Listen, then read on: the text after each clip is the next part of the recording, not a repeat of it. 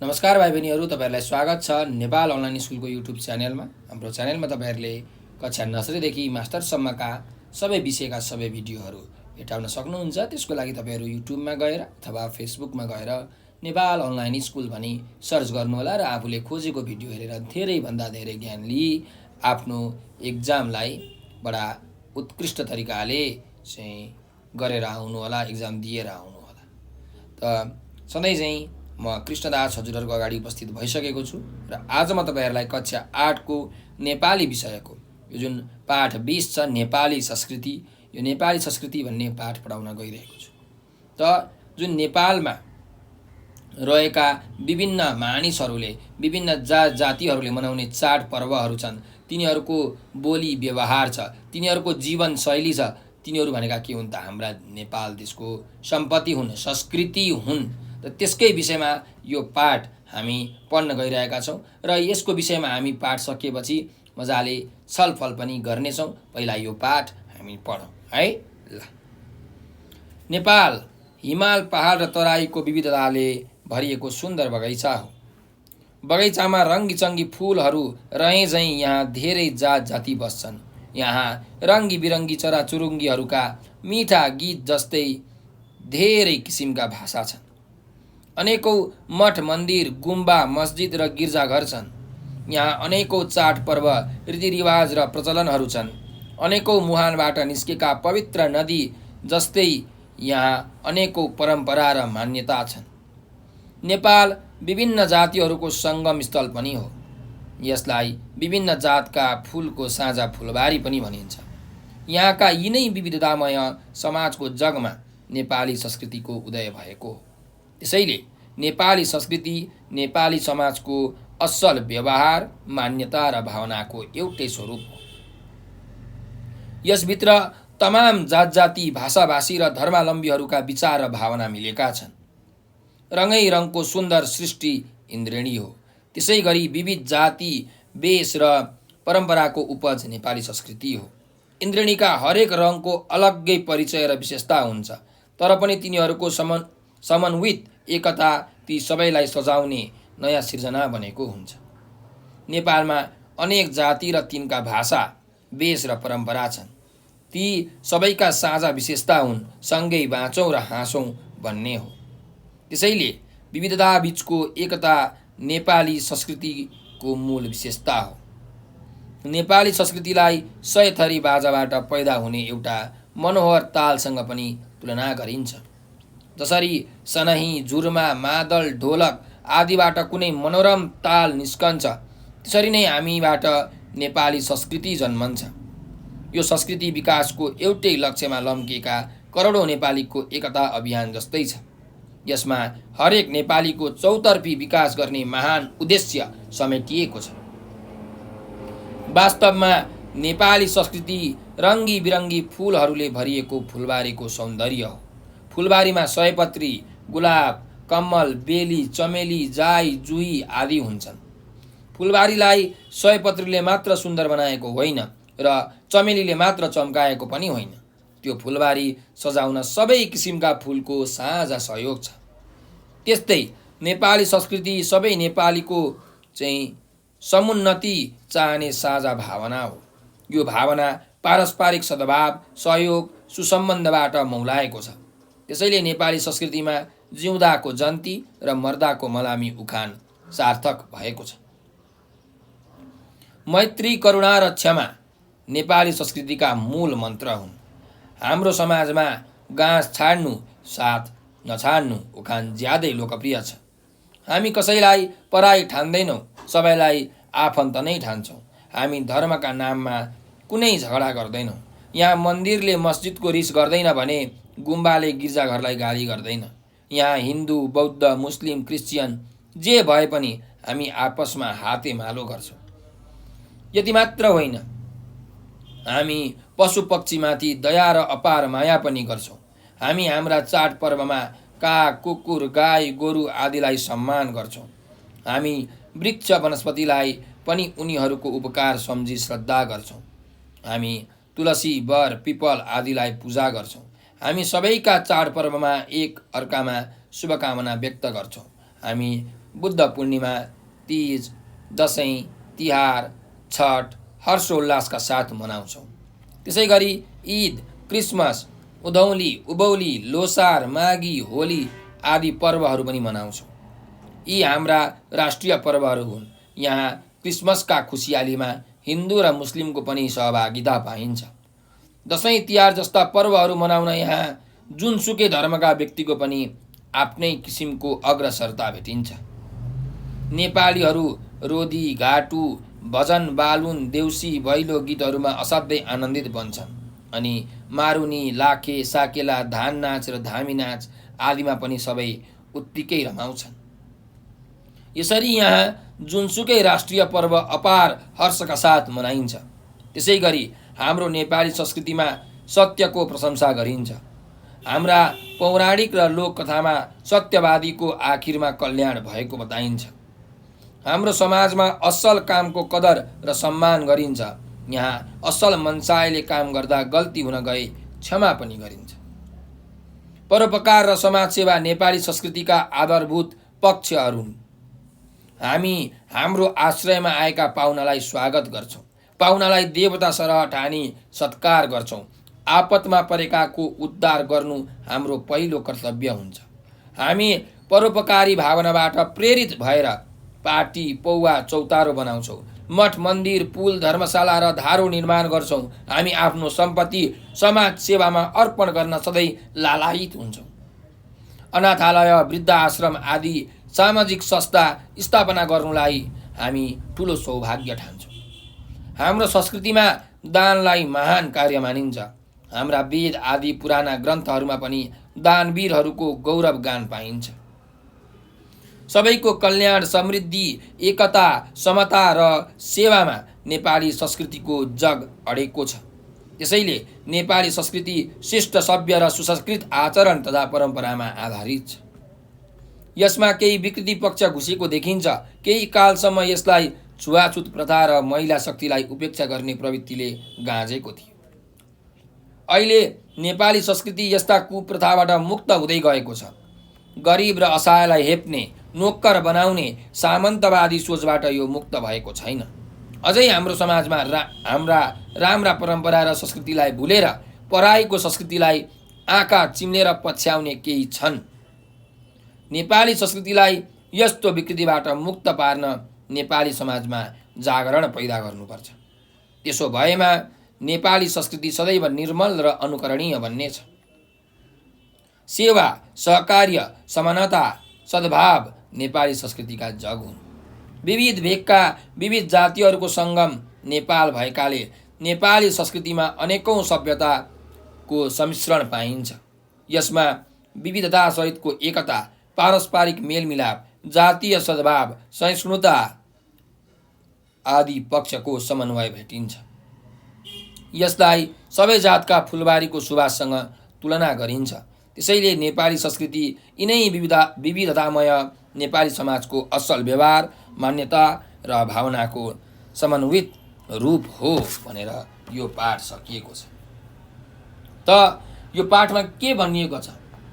यो पाठबाट हामीले के कुरा थाहा पायौँ भन्दाखेरि हेर्नुहोस् त, हाम्रो जुन नेपाल देश छ एकदमै सुन्दर छ। हिमाल, पहाड र तराईमा चाहिँ सुन्दर बगैँचाहरू छन्। यहाँ विभिन्न प्रकारका विभिन्न जात जातिका मानिसहरू बस्छन्। तिनीहरूले बोल्ने भाषा पनि फरक फरक छन्, हो कि होइन? जसरी चाहिँ चराचुरुङ्गीहरूले चाहिँ मिठा गीतहरू गाउँछन्, विभिन्न रङका चराहरूले विभिन्न गीत गाउँछन्, त्यस्तै गरिकन हाम्रो देशमा पनि विभिन्न भाषा बोल्ने चाहिँ मानिसहरू छन्, जात जातिहरू छन्। त्यस्तै गरिकन हिन्दू धर्म मान्ने, बौद्ध धर्म मान्ने, इसाई धर्म मान्ने, चाहिँ मुस्लिम धर्म मान्ने पनि धर्मावलम्बीहरू हाम्रो देशमा छन्। अनेकौँ मठ, मन्दिर, गुम्बा, मस्जिद र गिर्जाघरहरू पनि हाम्रो देशमा छन् र यी सबैका बिचमा धार्मिक सहिष्णुता छ, मेलमिलाप छ, एक अर्कामा मिलेर बस्छन्। हाम्रो नेपाली समाजमा एउटा भनाइ अत्यन्त प्रसिद्ध छ, परोपकाराय पुण्याय पापाय परपीडनम। त जहिले पनि हाम्रो नेपाली दाजुभाइ तथा दिदीबहिनीहरूले एक अर्कामा उपकार गर्ने, राम्रो सद्भाव गर्ने चाहिँ काम गर्नुहुन्छ। अरूको पुण्य, अरूको उपकार गर्नु, अरूको सेवा गर्नु भनेको चाहिँ पुण्यको काम हो, राम्रो काम हो भने अरूलाई हेला गर्नु, पाप गर्नु भनेको चाहिँ एकदम नराम्रो काम हो, अरूलाई दुःख दिनु हुँदैन भन्ने सोच आम नेपाली जनता सबैकोमा छ। त्यस्तै हाम्रोमा अर्को भनाइ पनि एकदमै प्रसिद्ध छ, अतिथि देवो भव भनेको जुन घरमा आउने अतिथि हुन्छन्, पाहुना हुन्छन्, ती चाहिँ देवतुल्य हुन्छन्, भगवान तुल्य हुन्छन्। हामीले अतिथिलाई चाहिँ भगवान सरह सम्मान गर्छौँ। घरमा आएपछि तपाईँहरूले नमस्कार भनेर स्वागत गर्नुहुन्छ, चाहिँ के कस्तो त तपाईँको सन्चो बिसन्चो सोध्नुहुन्छ, चाहिँ अनेक प्रकारका विभिन्न प्रकारका व्यञ्जनहरू बनाएर, खानेकुराहरू बनाएर तपाईँले खुवाउनुहुन्छ। त यसरी अतिथिहरूलाई चाहिँ भगवान सरह हामीले आदर सम्मान गर्ने बानी छ। यो हाम्रो नेपाली संस्कृति हो। त्यस्तै गरिकन हाम्रो नेपाल देशमा विभिन्न प्रकारका जात जातिका मानिसहरू बस्छन्। तिनीहरूले मनाउने चाडपर्वहरू पनि बेग्ला बेग्लै छन्। कसैले दसैँ तिहार मनाउँछन्, कसैले माघी सङ्क्रान्ति मनाउँछन्, कसैले ईद मनाउँछन्, कसैले क्रिसमस मनाउँछन्। त सबै मानिसहरू एक अर्काको चाडपर्वमा खुसियाली बाँड्ने काम गर्छन्। यहाँ कसैले कसैलाई हेप्ने काम हुँदैन। सबैजना सद्भावका साथ मिलेर बस्ने काम गर्छन्। त्यस्तै हाम्रो देश नेपालमा विभिन्न प्रकारका बाजाहरू छन्, लोक बाजाहरू छन्। सनही, झुरमा, मादल, दमाहा, पञ्चे बाजाहरू छन्, सारङ्गी छ। त जसरी यी बाजाहरू बजाउँदाखेरि जस्तो आवाज निक्लिन्छ, त्यस्तै हामी सबै नेपालीहरूको मनमा एउटै आवाज निक्लिन्छ कि हामी नेपाली हो।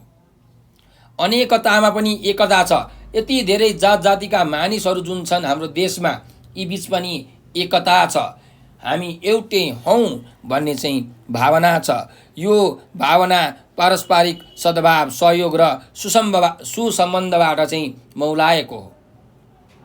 त्यस्तै गरिकन अर्को पनि एउटा भनाइ छ, नेपाली समाजमा एकदम प्रचलित भनाइ छ, जिउँदाको जन्ती मर्दाको मलामी। भनेपछि मानिसहरू चाहिँ एक अर्कालाई एकदमै धेरै सहयोग गर्छन्। जिउँदो हुँदाखेरि कसैको बिहेमा जन्ती जानु पर्यो भने सबै मानिसहरू एकत्रित भएर भेला भएर चाहिँ रमाइलो गर्दै विभिन्न बाजा गाजाका साथ चाहिँ धुमधामसँग अरूको चाहिँ खुसीमा आफू पनि खुसी हुन्छन्, खुसी व्यक्त गर्छन्, आनन्द बाँड्छन्।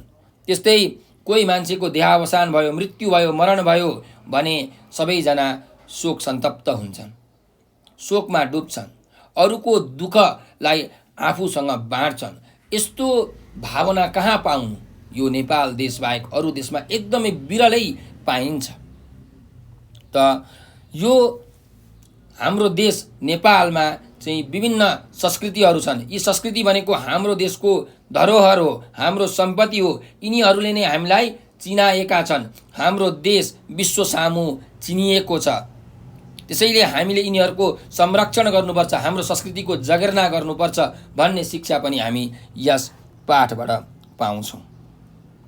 त भाइ बहिनीहरू, अब हामी यस पाठमा रहेका शब्द अर्थतिर हेरौँ है। ल हेर्नुहोस्, पहिलो शब्द छ धर्मावलम्बी। धर्मावलम्बी भनेको के हो त? चाहिँ विभिन्न धर्महरू मान्ने व्यक्तिहरू, धर्मका अनुयायीहरूलाई हामी भन्छौँ धर्मावलम्बी। ठिक छ। अर्को जाउँ, इन्द्रेणी भनेको छ त घाम र पानी एकैचोटि चाहिँ आउँदा, एकैचोटि पर्दाखेरि के देखिन्छ त? आकाशमा 7वटा विभिन्न रङहरू देखिन्छ होइन, एकदम धनुष आकारको हो। त्यसलाई हामी के भन्छौँ? इन्द्रेणी भनेर भन्छौँ। त 7वटा रङ्गको चाहिँ धनुष आकारको एउटा समूह अथवा इन्द्र धनुष भनेको के हो त? इन्द्रेणी हो। अर्को जाउँ, ताल भनेको छ। अब यो ताल चाहिँ यहाँ कसरी प्रयोग भएको छ यो हाम्रो पाठमा भन्दाखेरि चाहिँ जुन बाजाहरू हुन्छन् होइन, वाद्यवादनका सामग्रीहरू हुन्छन्, हो तिनीहरूलाई एकैचोटि मिलाएर बजाउँदा एउटा मिठो धुन निक्लिन्छ, एउटा मिठो चाल निक्लिन्छ। हो त्यसलाई हामी के भन्छौँ? ताल भनेर भन्छौँ।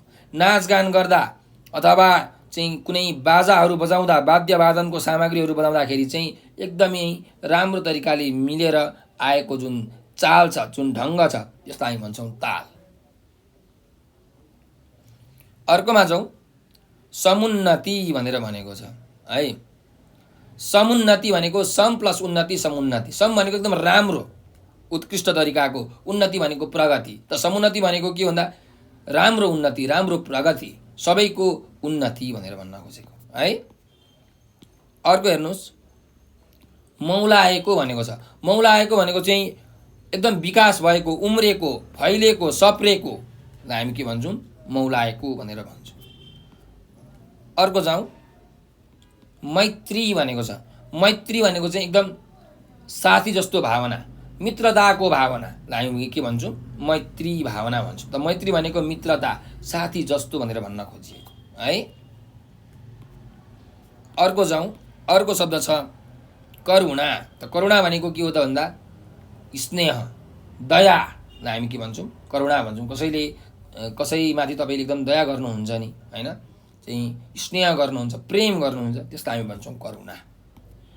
अर्को जाउँ, क्षमा भनेको छ। त क्षमा भनेको के हो, कसैले कोही गल्ती, कुनै मान्छेले गल्ती गर्यो भने तपाईँ के गरिदिनुहुन्छ, क्षमा गरिदिनुहुन्छ। भन्नुको मतलब माफ गरिदिनुहुन्छ। त्यो गल्ती चाहिँ एउटा सामान्य मानिसले जसले पनि गर्छ भनेर यसरी माफ गरिदिनुहुन्छ, त्यो भनेको क्षमा हो, माफी है। अर्को जाउँ, पराई भनेको छ। पराई भनेको चाहिँ आफ्नो नभएको होइन, अपरिचित, नचिनेको, परिचय थाहा नभएकोलाई हामी के भन्छौँ, पराई भनेर भन्छौँ। ठिक छ ल। अर्को जाउँ, सत्यवादी। सत्यवादी भनेको चाहिँ के हो त भन्दाखेरि जहिले पनि सत्य कुरा बोल्ने, सधैँ साँचो बोल्नेलाई हामी भन्छौँ सत्यवादी। ठिक छ ल। अर्को जाउँ, वेद भनेर भनेको छ। त वेद भनेको के भन्दाखेरि चाहिँ हिन्दूहरूको एकदमै प्रसिद्ध धार्मिक ग्रन्थ हो, सबैभन्दा प्राचीन चाहिँ सर्वप्राचीन मानिँदै आएको एउटा यो ग्रन्थ हो वेद है। यो चाहिँ ज्ञानको भण्डार हो। यसमा चाहिँ विश्वका सबै कुराका ज्ञान विज्ञानदेखि लगायत सबै होइन कलाहरूका पनि ज्ञानहरू यसमा छ। त्यस्तै गरिकन यो वेद भनेको अर्को के हो भन्दाखेरि अनिष्ट कुराहरूलाई हटाएर इष्ट कुराहरू प्राप्ति गर्ने एउटा अलौकिक उपाय बताउने शास्त्र हो। नराम्रो कुराहरूलाई कसरी हटाउने र राम्रो कुराहरूलाई कसरी पाउने भन्ने चाहिँ जुन ट्रिक्स हुन्छ, उपायहरू हुन्छ, त्यो अलौकिक उपाय, लौकिक होइन, अलौकिक उपायलाई बताउने शास्त्र हो वेद। अर्को जाउँ, दानवीर भनेको छ। दानवीर भनेको चाहिँ एकदमै धेरै दान दिने होइन, दानी व्यक्तिलाई हामी भन्छौँ दानवीर। तपाईँहरूले महाभारतको कथामा सुन्नुभएको छ होला, दानवीर कर्ण भनेर होइन। कर्ण एकदमै दानी थिए। त दानवीर भनेको के हो त, दान दिने। अर्को जाउँ, गौरव गान भनेको छ। त गौरव गान भनेको के हो त भन्दा महिमाको गान होइन। कसैले राम्रो काम गर्यो, उत्कृष्ट काम गर्यो भने त्यो कुराको चाहिँ गीत गाउनुलाई हामी के भन्छौँ त, गौरव गान भन्छौँ, महिमाको गान। ल अर्को जाउँ, उपेक्षा भनेको छ। उपेक्षा गर्नु भनेको चाहिँ के भन्दाखेरि घृणा गर्नु होइन, तिरस्कार गर्नुलाई हामी भन्छौँ उपेक्षा गर्नु है। अर्को जाउँ, कुप्रथा। त कु प्लस प्रथा, कुप्रथा। कु भनेको नराम्रो, प्रथा भनेको हाम्रो रीतिरिवाज, हाम्रो चालचलन। त कुप्रथा भनेको के रहेछ त, नराम्रो चालचलन, नराम्रो रीतिरिवाज, खराब चाहिँ प्रथाहरू, खराब चालचलनहरूलाई हामी के भन्छौँ त, कुप्रथा भनेर भन्छौँ। ठिक छ ल। अर्को जाउँ, सामन्तवादी भनेर भनेको छ। सामन्तवादी भनेको के हो त भन्दाखेरि अरूलाई अन्याय गर्ने, अरूलाई शोषण गर्ने, जनताहरूलाई शोषण गर्ने चाहिँ अनुयायीहरूलाई के भन्छौँ हामी, सामन्तवादी भनेर भन्छौँ है। अन्यायका साथ जनतालाई चाहिँ शोषण दमन गर्नेहरूका अनुयायी छन्, ती भनेका सामन्तवादी हुन्। अर्को छ जागरण भन्ने शब्द। जागरण भनेको जगाउने काम है, चेतना दिने काम, हामी के भन्छौँ, चेतना जगाउने काम है, यसलाई हामी भन्छौँ जागरण। अर्को हेर्नुहोस्, सहिष्णुता भनेको छ। सहिष्णुता भनेको चाहिँ एकदम सहनशीलता, कोही मान्छेले एकदम सहन सक्छ नि भनेको सहनशील छ भनेको एकदम सहिष्णु छ भनेर भन्न खोजेको। त सहिष्णुता भनेको चाहिँ सहनशीलता है। अर्को छ समन्वय भनेको। समन्वय भनेको चाहिँ राम्रो तरिकाले अघि बढ्नु होइन, मेलमिलाप गरेर अघि बढ्नु, मेलमिलाप राम्रो तरिकाको मेल होइन, यसलाई हामी भन्छौँ समन्वय। ठिक छ ल। अब शब्द अर्थ त हामीले हेरिसक्यौँ भाइ बहिनीहरू। अब पाठका अरू अभ्यासतिर हामी अघि बढौँ। 1 नम्बरको अभ्यास छ कक्षामा पाठ पालै पालो पढेर सुनाऊ भनेर भनेको छ। त यो पाठ हामीले पढिसकेका छौँ। तपाईहरूले पनि आफ्नो कक्षामा आफ्नो शिक्षकहरूलाई, आफ्नो साथीभाइहरूलाई, त्यस्तै घरमा आफ्नो दाजुदिदीहरूलाई, बुवा आमाहरूलाई चाहिँ यो पाठ पढेर सुनाउनु होला है। ल अर्को जाउँ। 2 नम्बरको अभ्यास छ 1 वाक्यमा उत्तर भन भनेर। अब 1 वाक्यमा हामीले उत्तर भन्नुपर्ने छ होइन, एकदमै छोटो मिठो उत्तर। ल हेरौँ। क नम्बरको प्रश्न छ नेपाल कस्तो बगैँचा हो भनेर भनेको छ। त नेपाल हिमाल पहाड र तराईको विविधताले भरिपूर्ण भएको सुन्दर बगैँचा हो। कस्तो बगैँचा हो अरे? नेपाल चाहिँ हिमाल पहाड र तराईको विविधताले भरिपूर्ण भएको सुन्दर बगैँचा हो। यसरी उत्तर लेख्नु है। अर्को जाउँ। नेपाली संस्कृतिलाई कस्तो तालसँग तुलना गरिन्छ भनेर भनेको छ। त नेपाली संस्कृतिलाई चाहिँ 100 थरी बाजाबाट पैदा हुने एउटा मनोरम तालसँग तुलना गरिन्छ। नेपाली संस्कृतिलाई 100 थरी बाजाबाट निक्लने पैदा हुने एउटा मनोरम तालसँग तुलना गरिन्छ।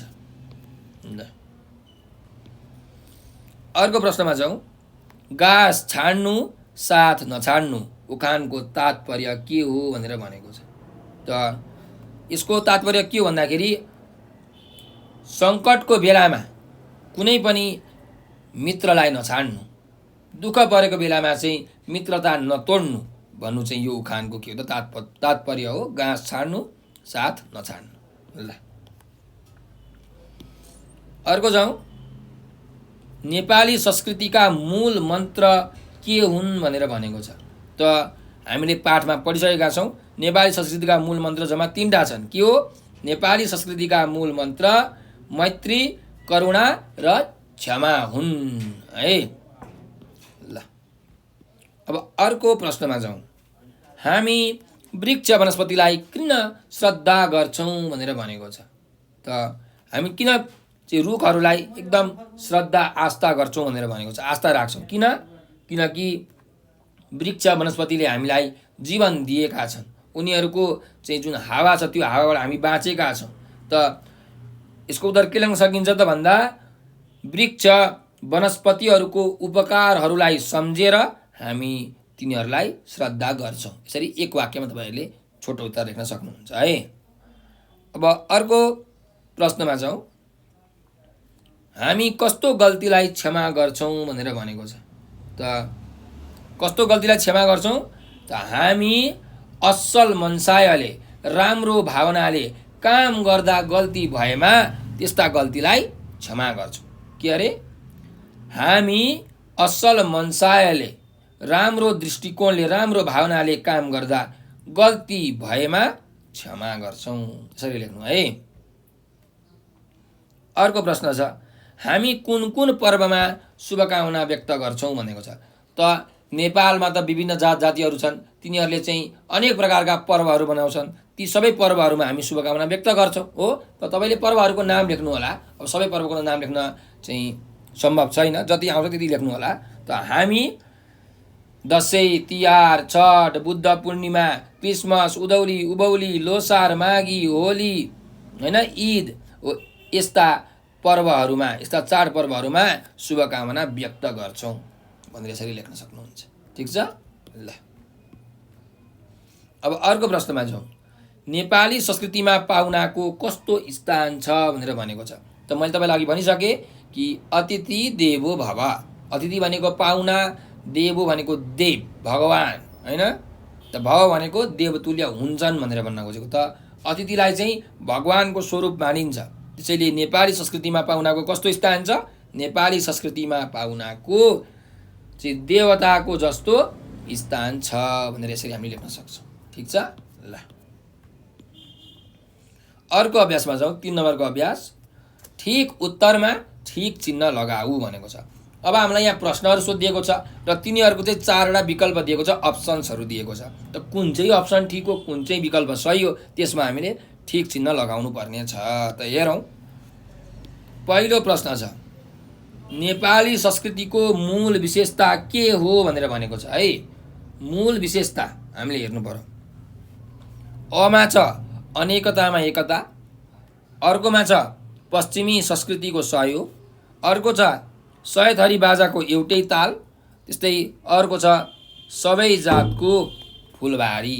त नेपाली संस्कृतिको मूल विशेषता के हो, यो चाहिँ हामीले पाठको आधारमा लेख्नुपर्ने छ है। यहाँ त के हो, अनेकतामा एकता है। अनेकतामा एकता भनेको चाहिँ नेपाली संस्कृतिको मूल विशेषता हो कि अनेकता भनेको चाहिँ धेरै जातिहरू छन् तर तिनीहरूमा के छ त, हामी एउटै हौँ भन्ने भाव छ, एकताको भावना छ। त त्यही भएर अनेकतामा एकता। अर्कोमा जाउँ, केलाई सबै जातको फुलबारीको सुवाससँग दाज्न सकिन्छ भनेर भनेको छ हैन। जुन फुलबारी हुन्छन्, फुलबारीहरूमा त विभिन्न प्रकारका फुलहरू हुन्छन्, तिनीहरूले मिठो सुवास सुगन्ध छरिरहेका हुन्छन्। त केलाई सबै जातको फुलबारीको सुवाससँग दाज्न सकिन्छ भनेर हामीलाई प्रश्न छ है। अमा नेपाली संस्कृति, आमा नेपाली जात जाति, इमा परोपकार र क्षमादान र अर्को इमा जिउँदाको जन्ती। त भन्नुहोस् त केलाई चाहिँ सबै जातको फुलबारीसँग हामीले फुलबारीको सुवाससँग सुगन्धसँग चाहिँ तुलना गर्न सक्छौँ भन्दा तर हामीले नेपाली जात जातिसँग चाहिँ यो सबै जातका फुलबारीको सुवाससँग दाज्न सक्छौँ है, नेपालमा भएका जात जातिहरूलाई। अर्को जाउँ, गाँस छोड्नु साथ नछोड्नु उखानको आशय के हो भनेर भनेको छ। त गाँस छोड्नु साथ नछोड्नु। अमा छ सङ्कटमा पनि मित्रता नछाड्नु, आमा छ जस्तै अवस्थामा पनि खान नछाड्नु, इमा छ खाने मामिलामा साथीको वास्ता नगर्नु, अर्कोमा छ खान पाइन्छ भने मित्रता पनि तोड्नु। त के हो भन्नुहोस् त, गाँस छोड्नु साथ नछोड्नु उखानको आशय। यसको आशय चाहिँ के भन्दाखेरि सङ्कटमा परेको बेलामा चाहिँ आफ्नो मित्रलाई नछोड्नु, मित्रता चाहिँ नतोड्नु भनेर भनेको है त। त्यही भएर यो सुरुको चाहिँ तपाईँले ठिक चिन्ह लगाउनु पर्यो सुरुमा है त। ल अब अर्को प्रश्नमा जाउँ, अर्को अभ्यासमा जाउँ। 4 नम्बरको अभ्यास चाहिँ हेर्नुहोस्, हामीलाई यहाँ प्रश्नहरू सोधिएको छ। यी प्रश्नहरूको चाहिँ हामीले उत्तर लेख्नुपर्ने छ। त 2 लाइन 3 लाइन 4 लाइन होइन, संक्षिप्त उत्तर तपाईँले लेख्नुपर्ने हुन्छ। त हेरौँ, चराचुरुङ्गीको बोलीसँग नेपालका के कुरालाई दाज्न सकिन्छ भनेर भनेको छ। त तपाईँले यसको उत्तर यसरी लेख्न सक्नुहुन्छ कि नेपालमा विभिन्न जात जातिका मानिसहरू बसोबास गर्छन् र तिनीहरूले चाहिँ विभिन्न प्रकारका भाषाहरू बोल्छन्। त उनीहरूले बोलेको भाषाहरूलाई चाहिँ चराचुरुङ्गीको बोलीसँग दाज्न सकिन्छ। यसरी हामीले उत्तर लेख्न सक्छौँ। ठिक छ। ल अर्को प्रश्नमा जाउँ, नेपाललाई किन सबै जातको फुलबारी भनिएको हो भनेर भनेको छ। त नेपालमा चाहिँ अनेक प्रकारका जात जातिका मानिसहरू बसोबास गर्छन्। नेपालीहरू यहाँ विविध भेगबाट आएर बसोबास गरेका छन्। यहाँ अनेकौँ जात जाति, भाषाभाषी, धर्म तथा संस्कृति मान्ने मानिसहरूको सुन्दर मेलमिलाप रहेको छ। नेपालीहरू कहिल्यै जात, धर्म र संस्कृतिको आधारमा झगडा गर्दैनन्। फुलबारीको शोभा बढाउन अनेक फुलहरूको आवश्यकता पर्छ भन्ने हामीलाई थाहा छ। फुलबारीलाई एउटै फुलले मात्र कहिले पनि शोभा दिन सक्दैन। फुलबारीलाई अनेकौँ फुलहरूको शोभा दिए जस्तै नेपालमा धेरै जात जाति, भाषाभाषी, धर्म तथा संस्कृति मान्नेहरू एकै ठाउँमा मिलेर बसोबास गर्ने भएकाले नेपाललाई चाहिँ सबै जात जातिको फुलबारी भनिएको हो भनेर यसरी तपाईँहरूले उत्तर लेख्न सक्नुहुन्छ है। र यही उत्तरलाई पनि तपाईँले अलिकति छोटकरीमा छोटो बनाएर मिलाएर लेख्न सक्नुहुन्छ है। अब अर्को जाउँ, नेपाली संस्कृतिलाई किन इन्द्रणीसँग दाँजिन्छ भनेको छ। जुन नेपालमा भएका संस्कृतिहरू छन् तिनीहरूलाई चाहिँ किन हामीले इन्द्रणीसँग दाँच्छौँ भनेर भनेको। त इन्द्रणीमा अनेकौँ प्रकारका रङहरू हुन्छन्। इन्द्रणीको शोभा बढाउने तिनै विविध रङहरूले चाहिँ काम गरेका हुन्छन्। अर्थात् यसको अर्थ के हो भने रङहरू को सुन्दर सृष्टि भनेको इन्द्रेणी हो। त्यस्तै गरिकन चाहिँ एकदम धेरै प्रकारका जाति वेश र परम्पराको चाहिँ हाम्रो संस्कृति नेपाली संस्कृति हो। चाहिँ यहाँ हरेक जात जातिको आफ्नै परम्परा छ, आफ्नै रीतिरिवाज छ, आफ्नै भाषा धर्म छ। ती बेग्ला बेग्लै प्रकारका धर्म परम्परा भाषाहरू भए पनि ती सबै कुराको समष्टि रूप एउटै रूप चाहिँ के हो? नेपाली संस्कृति हो। इन्द्रेणीमा हरेक रङको अलग्गै परिचय र विशेषता भएझै नेपालका चाहिँ विविध जात जाति भाषा भाषीको छुट्टै विशेषता छ। सम्पूर्ण नेपालीहरूको भाषा धर्म संस्कृतिको समष्टि रूप नै नेपाली संस्कृति भए जस्तै इन्द्रेणीमा पनि हेर्नुहोस् ती सबै रङहरूले एउटा शोभा दिएको हुन्छ, एउटा सौन्दर्य त्यसले प्राप्त गरेको हुन्छ। अतः नेपाली चाहिँ संस्कृतिलाई हामीले चाहिँ इन्द्रेणीसँग दाँच्न सक्छौँ, किनकि नेपाली जाति परम्परा भाषा आदिमा विविधताका साथै एकता भएकाले चाहिँ हामी यसलाई इन्द्रेणीसँग मजाले दाँच्न सक्छौँ है। ल अर्कोमा जाउँ। नेपालीहरूको मैत्री भावना कहाँ स्पष्टसँग व्यक्त हुन्छ भनेर भनेको छ। जो नेपालीहरूको मैत्री भावना छ, मित्रताको भावना छ, त्यो चाहिँ कहाँ स्पष्ट तरिकाले व्यक्त हुन्छ भनेर हामीलाई प्रश्न सोधिएको छ। त नेपालीहरूको मैत्री भावना कहाँ स्पष्टसँग व्यक्त हुन्छ? त समाजमा स्पष्टसँग व्यक्त हुन्छ। त कसरी भन्दा समाजमा अनेकौँ प्रकारका अनेकौँ जात जातिका मानिसहरू बसोबास गर्छन्, अनेकौँ धर्म संस्कृति र परम्परा मान्नेहरू चाहिँ बसोबास गर्छन् र तिनीहरूको पारस्परिक सद्भाव सहयोग र सुसम्बन्धबाट चाहिँ मेलमिलाप कायम भएको हुन्छ।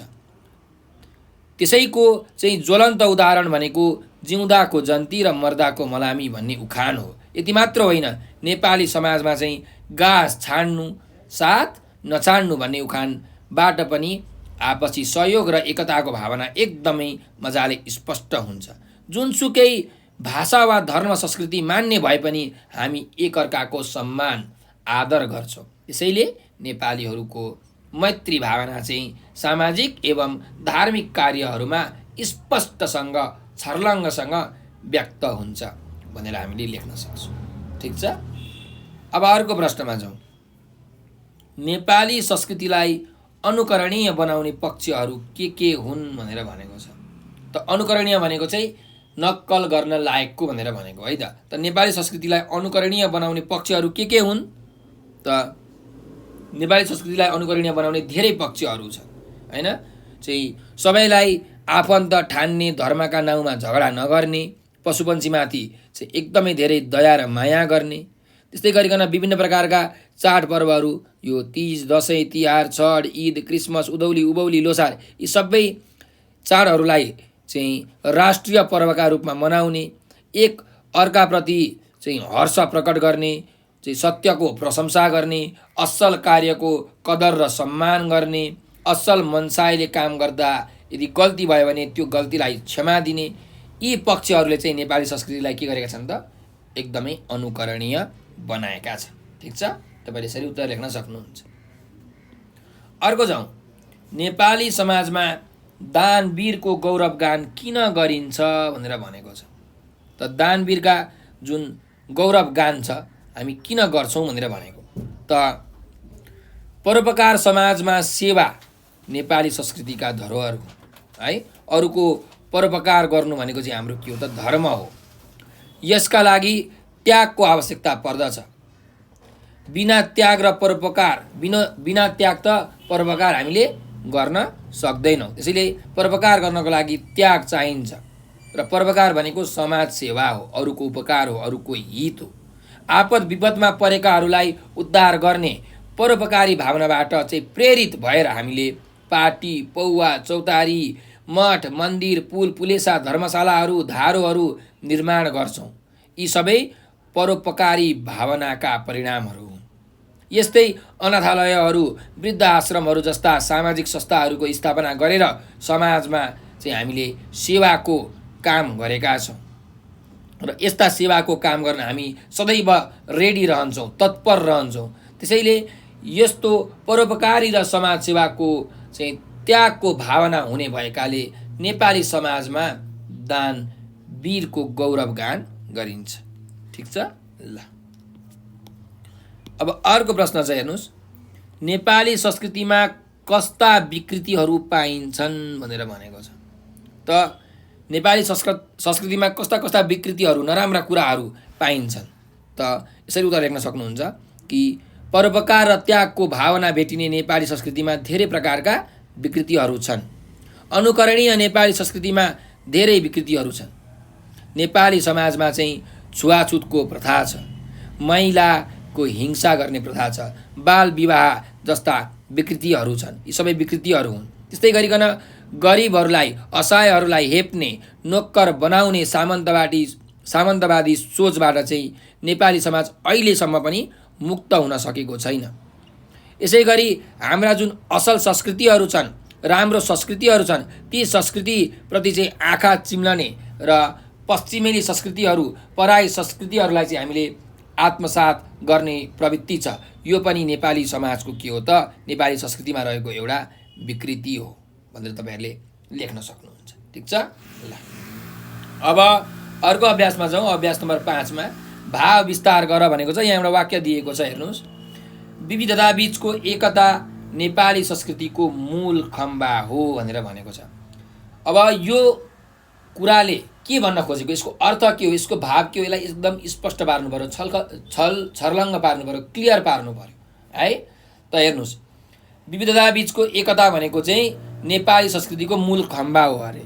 त यसरी लेख्न सक्नुहुन्छ तपाईँले कि नेपाली समाजमा अनेकौं प्रकारका जात जाति, भाषा भाषी, धर्म संस्कृति मान्ने चाहिँ मानिसहरू बसोबास गर्दै आएका छन्।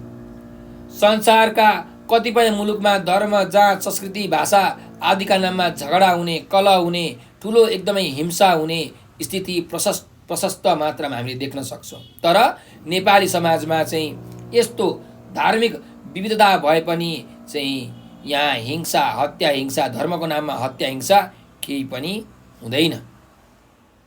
नेपालमा चाहिँ हिन्दू, मुस्लिम, क्रिस्चियन जस्ता धर्म मान्नेहरू बसोबास गर्छन् भन्ने चाहिँ तपाईहरूलाई अवगत नै छ। यिनीहरूका चाहिँ आफ्नो मन्दिरहरू, गुम्बाहरू, मस्जिदहरू, गिर्जाघरहरू रहेका छन्। त यी विभिन्न धर्मावलम्बीहरूले चाहिँ विभिन्न प्रकारका चाडपर्वहरू मनाउँछन्। विभिन्न प्रकारका जात जातिका मानिसहरूले विभिन्न चाडपर्वहरू मनाउँछन् र एक अर्काको धर्मप्रति, एक अर्काको चाडपर्वप्रति चाहिँ सबै नेपालीहरूको सम्मान छ। एक अर्कामा हाँसी खुसी भएर यिनीहरू मेलमिलापका साथ, मनोरञ्जनका साथ चाडपर्वहरू मनाउँछन्। आपसमा मेलमिलापको साटासाट गर्छन्, दुःख सुख बाँड्छन्। नेपाली समाज विविधतामय भए पनि संस्कृतिको चाहिँ एकता यहाँ कायम नै छ। नेपालीहरू जात जाति, भाषा भाषी, धर्म, संस्कृति आदिका आधारमा फुट्ने होइन, टुट्ने होइन, एकबद्धता भई हैन, एकताबद्ध भई बाँच्न चाहन्छन्।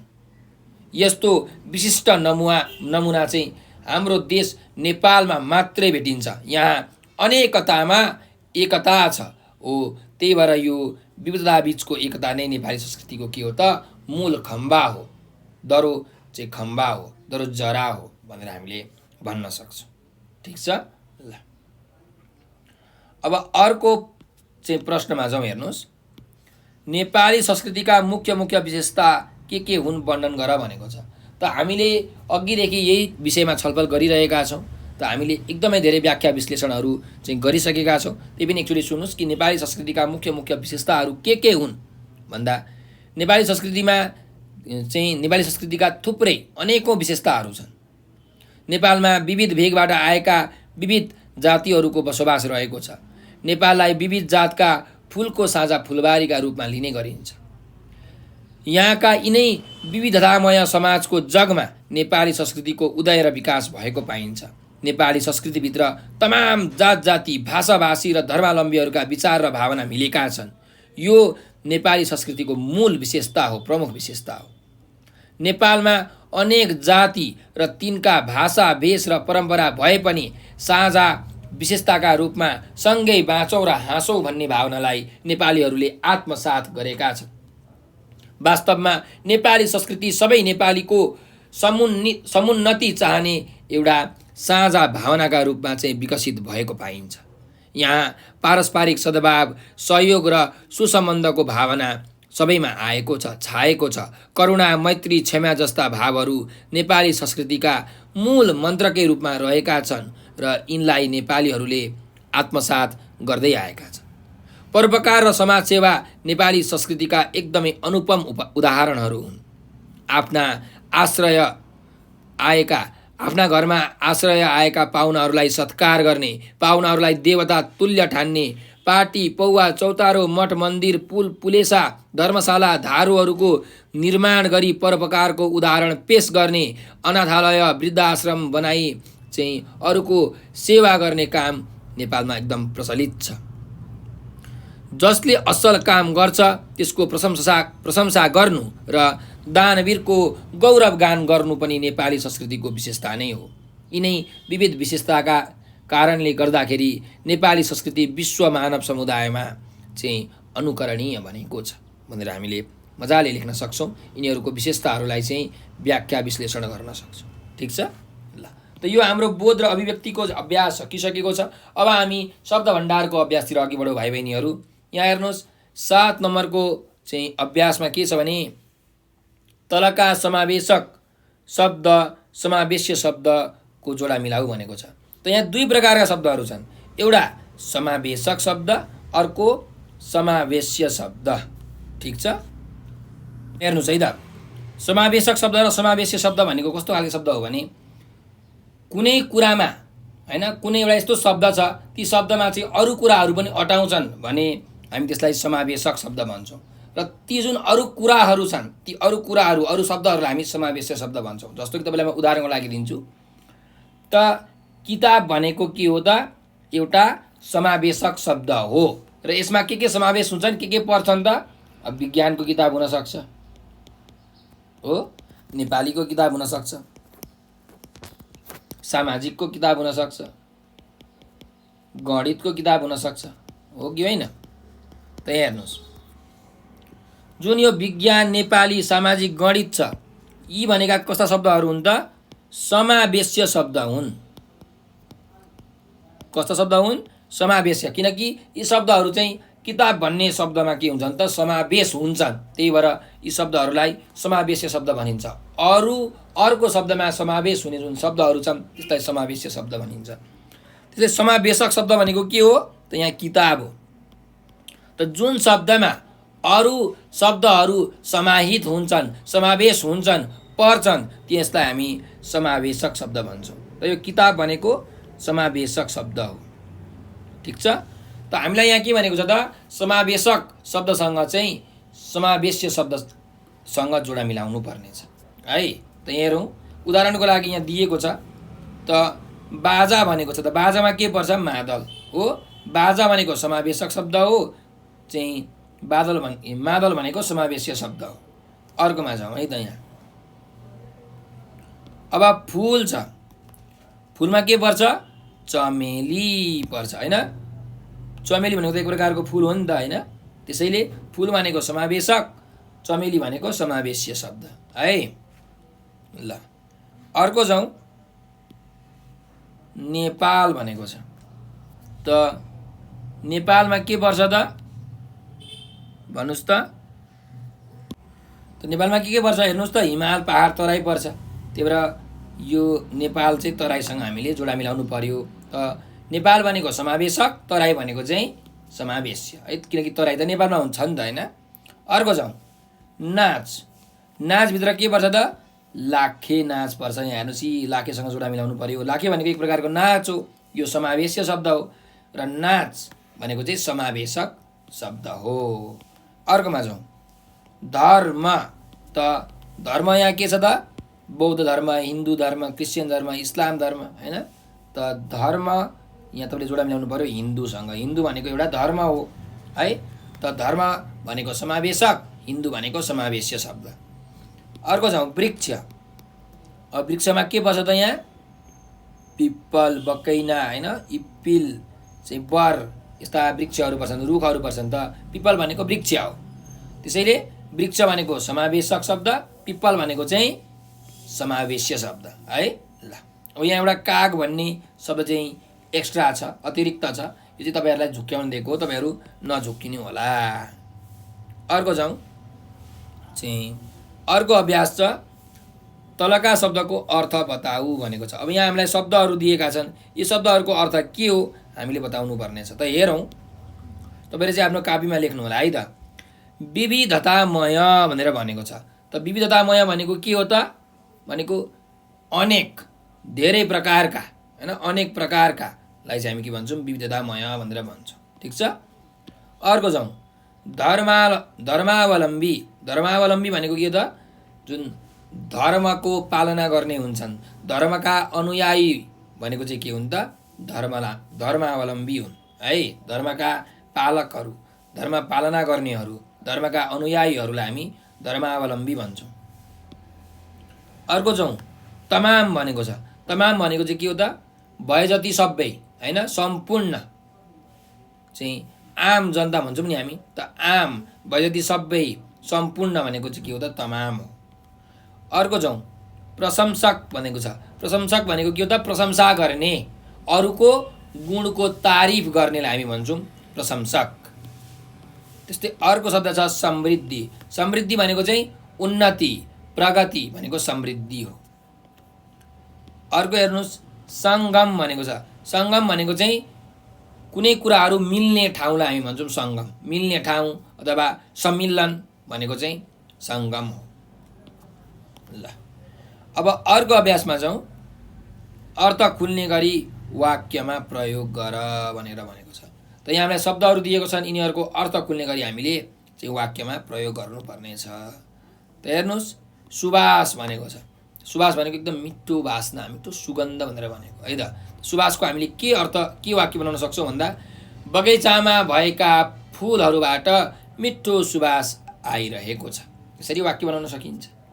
अर्को जाउँ, दानवीर भनेको छ। भनेको एकदम दान गर्ने, हैन, त दानी व्यक्तिलाई दानवीर भनिन्छ। त्यसैले यसको के वाक्य बनाउन सकिन्छ भन्दा,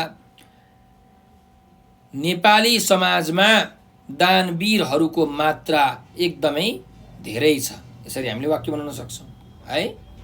अर्को जाउँ, विकृति भनेको छ। विकृति भनेको चाहिँ जुन नराम्रो पक्षहरू छन्, नराम्रो कुराहरू छन्, त्यसलाई हामी विकृति भनेर भन्छौँ। त विकृति भनेको, विकृतिलाई प्रयोग गरेर हामीले के वाक्य बनाउन सक्छौँ भन्दाखेरि, नेपाली समाजमा चाहिँ बाल विवाह चाहिँ छुवाछुत जस्ता विभिन्न प्रकारका विकृतिहरू छन् भनेर हामीले वाक्य बनाउन सक्छौँ। ठिक छ। अब अर्को अभ्यासमा जाउँ, लोकप्रिय। लोकप्रिय भनेको, लोक भनेको संसार, विश्व, प्रिय भनेको एकदम प्यारो। त लोकप्रिय भनेको चाहिँ संसारमै प्यारो, सबैलाई एकदम प्यारो लाग्ने, प्रिय लाग्ने, राम्रो लाग्ने भनेको लोकप्रिय हो। त लोकप्रियको के वाक्य बनाउन सकिन्छ भन्दाखेरि चाहिँ, नारायण गोपालले धेरै प्रकारका लोकप्रिय गीतहरू गाउनु भएको छ, यसरी हामीले वाक्य बनाउन सक्छौँ। अर्को जाउँ, समुन्नति भन्ने शब्द छ। समुन्नति भनेको सबैजनाको उन्नति, सबैजनाको भलाइ, प्रगतिलाई हामी समुन्नति भनेर भन्छौँ। त समुन्नतिको प्रयोग गरेर हामीले के वाक्य बनाउन सकिन्छ भन्दा, हामीले आफ्नो देशको समुन्नतिमा एकजुट भएर लाग्नुपर्छ, यसरी हामीले वाक्य बनाउन सक्छौँ है।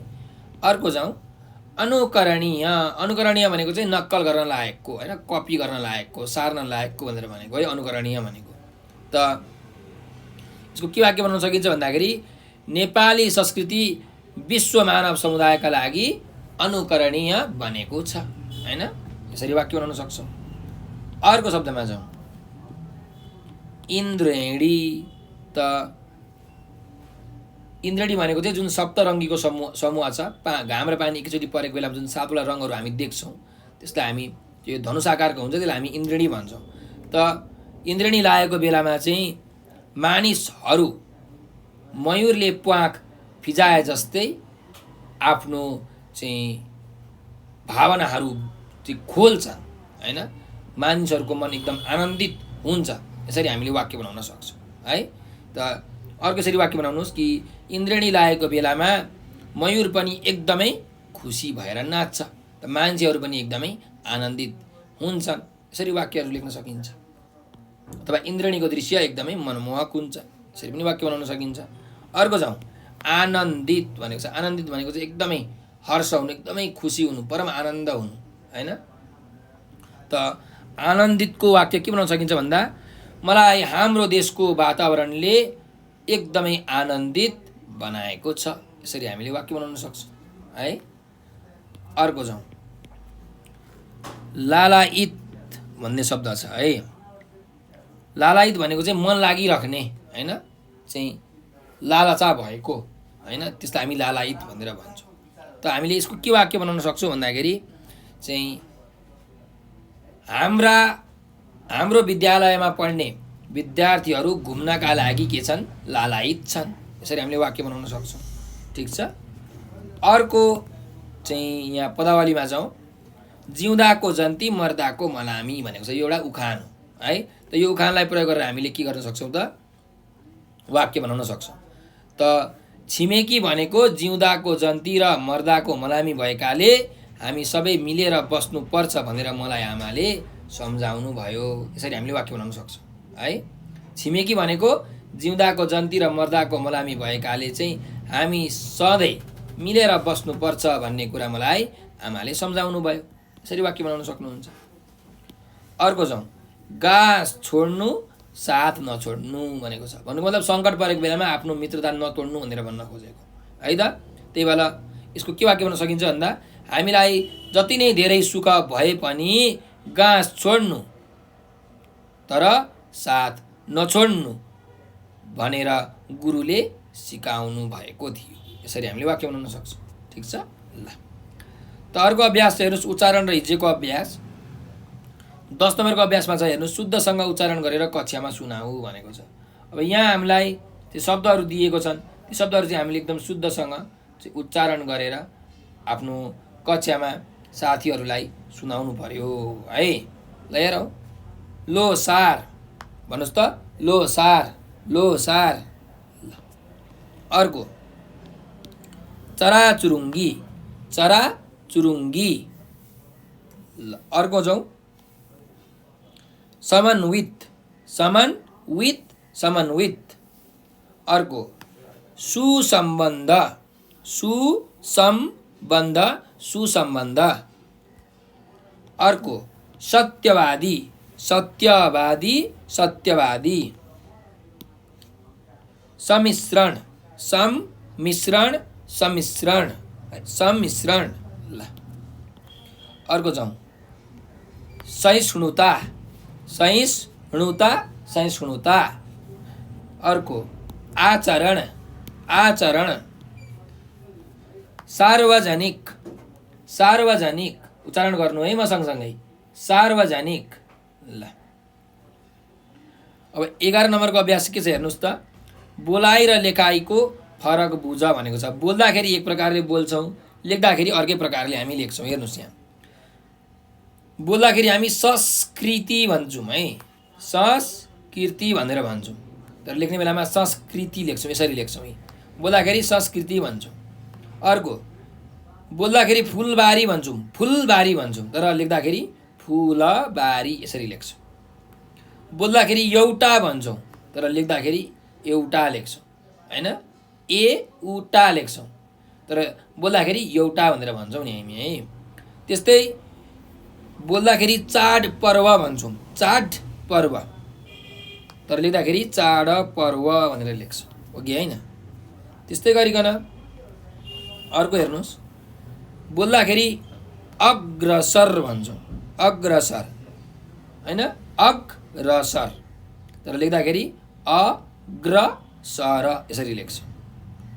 त्यस्तै बोल्दाखेरि सत्यवादी भनेर लेख्छौँ, लेख्दाखेरि सत्यवादी लेख्छौँ है।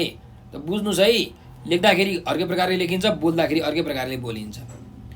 त लेख्दाखेरि क्रिसमस भनेर लेख्छौँ, तर लेख्दाखेरि क्रिसमस लेख्छौँ है। बोल्दाखेरि पवित्र भनेर बोल्छौँ, लेख्दाखेरि पवित्र लेख्छौँ। त्यस्तै बोल्दाखेरि लक्ष्य भनेर भन्छौँ, लेख्ने बेलामा ल आदि छ अनि य लेख्छौँ, तर बोल्दाखेरि ल आदि च आदि छ य, लक्ष्य भनेर बोल्छौँ है।